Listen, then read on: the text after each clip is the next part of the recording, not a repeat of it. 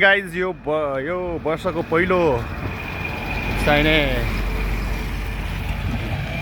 झरी लागेको छ।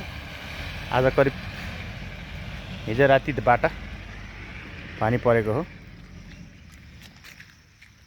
यो 2082-83 को चाहिने पहिलो झरी हो। गजब रमाइलो लागिरहेछ। बोटबुढियाले पानी पाइरहेछ है। यो हाम्रो लागि अत्यन्त राम्रो कुरा हो हैन। उत्पादनका दृष्टिले पनि भाइ लागे। यस्तो छ दृश्य। जे होस् धान पनि फालिसकेको छ हाम्रो मकैले। अब ल हेर्नुहोस् त हैन। यस्तो छ स्थिति।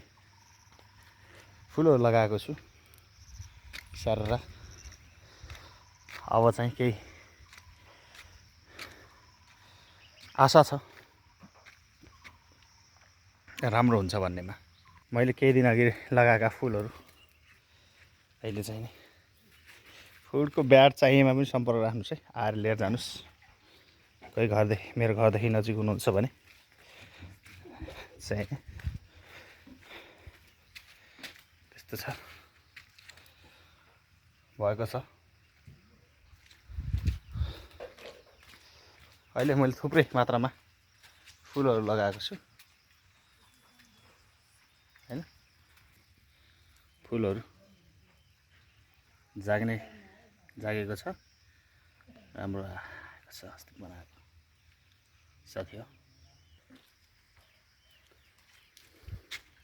मलाई चिया ल्याइदिएर आउँदै हुनुहुन्छ मेरो भाउजूले। हालिदिन्छु म त।